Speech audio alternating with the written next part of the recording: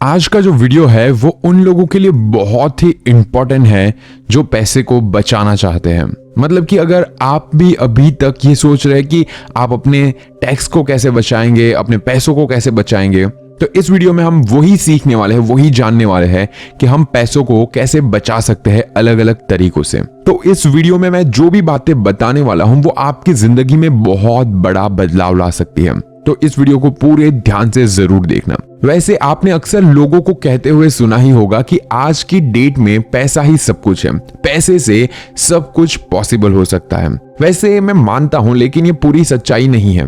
पैसा सब कुछ तो नहीं होता, मगर पैसा बहुत कुछ होता है। जिस तरह एक बाइक या फिर कार को इजीली चलाने के लिए पेट्रोल की जरूरत होती है, उसी तरह लाइफ को कंफर्टेबल तरीके से जीने के लिए पैसों की जरूरत होती है। ये सिंपल सा लॉजिक है। इंसान को पैसे की जरूरत हर जगह पर, हमेशा और हर काम के लिए पड़ती है। और ये बात एक छोटे से बच्चे से लेकर बूढ़े इंसान तक को भी पता होती है।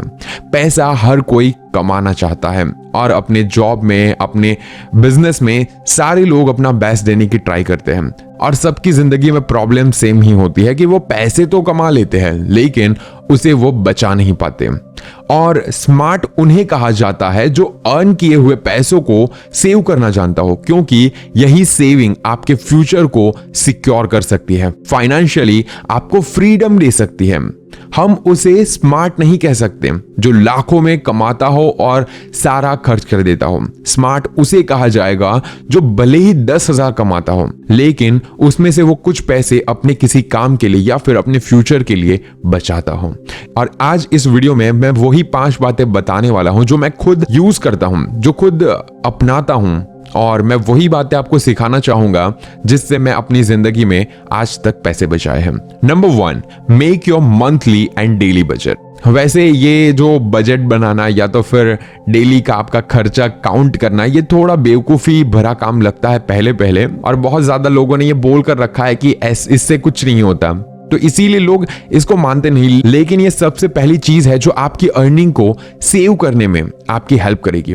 वो हर एक प्रॉपर आपको बजट सेट करना होगा। बजट आपको मंथली या फिर डेली बेसिस पर बनानी चाहिए। ये आपको आपके खर्च किए जाने वाले या फिर आने वाले खर्चों में कितना आप कम कर सकते हो उसको ट्रैक करने में हेल्प करेगा, जिसके जरिए आपको ये जानने में मदद मिलेगी कि आपका पैसा कहां पर खर्च हो रहा है या फिर फालतू का खर्चा आप कौन सा कर रहे हो। आप खुद से एक सवाल पूछो कि क्या आप फिजूल खर्चे करते हो, मतलब फालतू के एकदम खर्चे। हम एक मंथ पकड़ लेते हैं। सपोज करो कि आप 20,000 पर मंथ कमाते हो और आपको इसमें से 5,000 मंथली सेव करना है, तो आपको अपना बजट को 15,000 के अंदर ही रखना होगा। इट मींस कि आप अपने डेली बजट में से 500 रुपए तक खर्च कर सकते हो। सिंपल सा लॉजिक है। ये टिप आपके लिए काफी हेल्पफुल रहेगी और मैं सेम इसी टिप को यूज करता हूं और यही लॉजिक है कि मेरे पास पैसे बचे रहते हैं। नंबर 2, कर्जा कभी भी मत लो। सेकंड और सबसे इंपॉर्टेंट पॉइंट है, कुछ ऐसे लोग भी होते हैं जो मिसमैनेजमेंट के कारण अपनी जितने भी कमाए हुए पैसे हैं उन्हें अपने एक्सपेंस को लेने में ही खर्च कर देते हैं। जैसे कि ऊपर वाले पॉइंट में मैंने आपको बताया कि आपको अपना बजट सेट करना होगा जो आपको काफी कम खर्चा करवा सकता है। बिलीव मी कि आप अगर अपने काम के लिए कहीं से भी कर्जा लेते हो तो वो कभी भी आपका सेविंग नहीं होगा, या तो फिर आपका वो सेविंग करने ही नहीं देगा। आपका सारा पैसा उसे चुकाने में ही लग जाएगा।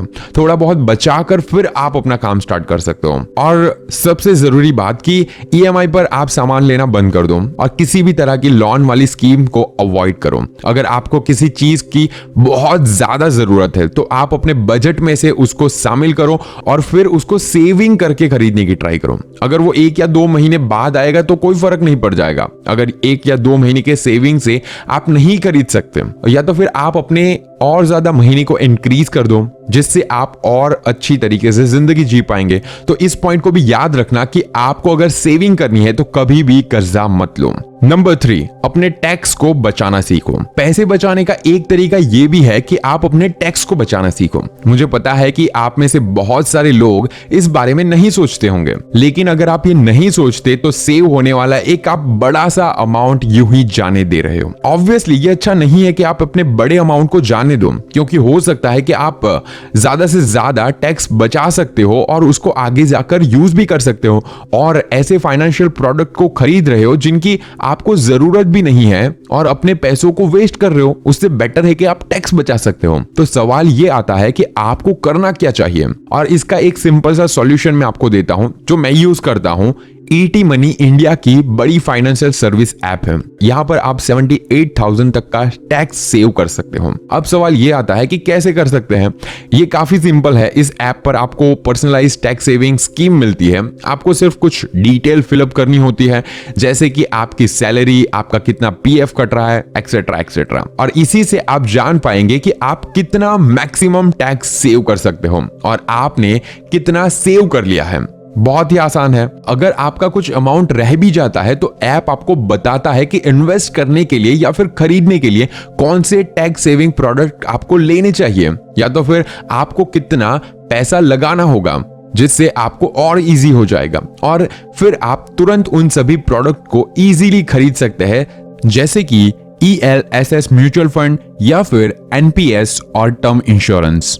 ये ऐप फास्ट, इजी और 100% पेपरलेस है, इसीलिए आप बिना किसी परेशानी से अपने टैक्स को सेव कर सकते हैं। वैसे आपको इसका लिंक डिस्क्रिप्शन में मिल जाएगा, वहां से आप चेकआउट कर सकते हो। Number 4, cancel automatic subscription and membership. वैसे आज का जमाना आ चुका है OTT प्लेटफॉर्म्स का, जहां पर हमें सब्सक्रिप्शन या तो फिर कहे तो मेंबरशिप लेने के चक्कर में भी होने जाने वाले बहुत ज्यादा फालतू के खर्चे हो जाते हैं। लाइक बहुत ज्यादा OTT प्लेटफॉर्म्स हैं, Amazon प्राइम, नेटफ्लिक्स, हॉटस्टार, ऐसे बहुत ज्यादा ऐसे दर्जनों प्लेटफॉर्म हैं जहां पर आपके सब्सक्रिप्शन के चक्कर में ना जाने कितने पैसे आप यूं ही वेस्ट कर देते हैं। एक बार आप सोच कर देखिए कि अगर आप इन पैसों को उतने दिन के लिए इन्वेस्ट कर देते हैं जितने दिन के लिए आप इस तरह के ऐप का सब्सक्रिप्शन लेते हो, तो वो पैसे आपको कितना रिटर्न दे सकते हैं। भले ही वो पैसे डबल तो नहीं हो जाएंगे 1 महीने या फिर 2 महीने में, लेकिन हाँ, आपको उसका कुछ ना कुछ रिटर्न जरूर मिलेगा। ये सारी फिजूल खर्ची भी आपकी अर्निंग और सेविंग को इनडायरेक्टली हर्ट करती है। इसीलिए अगर आपको लगता है कि मेरी बातों में थोड़ा बहुत भी दम है या फिर मैं सच बोल रहा हूं, तो आप जितने भी सब्सक्रिप्शन आपने लिए हैं उसको कैंसिल कर दो। क्या फर्क पड़ता है, यूट्यूब पर बहुत ज्यादा चीजें अच्छी मिल जाएगी, और उसका ऑटो रिन्यूअल भी बंद कर दो। एक्स्ट्रा अगर आपके पास पैसे हैं तब देखो, इस तरह की छोटी छोटी सेविंग्स ही आपके लिए बड़ी सेविंग बन सकती है।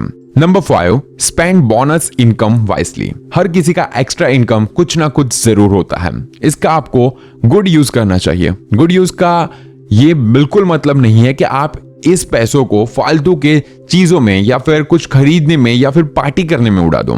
नए स्टफ्स, क्लोथिंग्स, पार्टी, ये सब कुछ इंपॉर्टेंट है, लेकिन आपको इसके लिए मेक श्योर करना चाहिए कि ये आपका मंथली बजट में ही इंक्लूड हो जाए, क्योंकि अगर आप इसे बजट से बाहर रखोगे, इट मींस कि आप अपनी उतनी सेविंग नहीं कर पाएंगे जितना आपने पर मंथ बजट टारगेट किया है। एक्स्ट्रा इनकम को अगर आप खर्च करना चाहते हैं तो पहले आपको प्रायोरिटी सेट करनी चाहिए कि आपको कौन सी चीजें सबसे जरूरी है या फिर आपको कौन सी चीजों की सबसे ज्यादा जरूरत है। आप उस पैसों को उसी चीज में लगाओ जिस चीज की आपको सबसे ज्यादा जरूरत है, या तो फिर आप शॉर्ट टर्म में उसको इन्वेस्ट कर सकते हो, या फिर मेडिकल इमरजेंसी, या तो फिर ऐसी बहुत ज्यादा चीजें होती हैं जिसके लिए आप उन पैसों को बचा सकते हो।